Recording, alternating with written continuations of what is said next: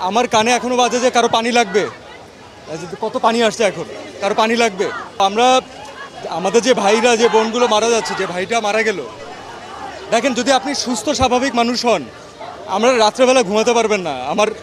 আমার কানে এখনো বাজে যে কারো পানি লাগবে, কত পানি আসছে এখন, কারো পানি লাগবে।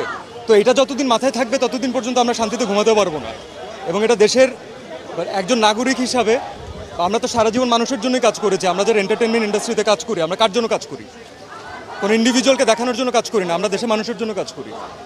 তো আজকে তাদের যে ছাত্ররা, যারা ইয়াংরা, যারা হচ্ছে আমাদের মেইন অডিয়েন্স, যাদের আমাদেরকে প্রয়োজন, আমরা যদি তাদের সাথে না দাঁড়াতে পারি তাহলে আসলে কেন কাজ করলাম? এর থেকে কাজ না করা ভালো, অন্য কোনো কিছু করা বেটার।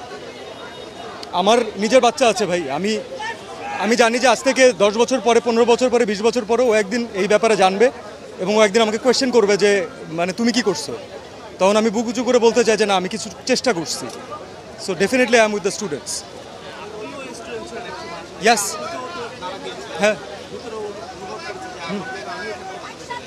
আপনি নিজেরটা বলেন, আপনার কোনো ক্লাসমেটের সাথে এমন হলে আপনি নিজে থাকতে পারতেন বাসায়? কখনো পারতেন না, এটা থাকা সম্ভব না।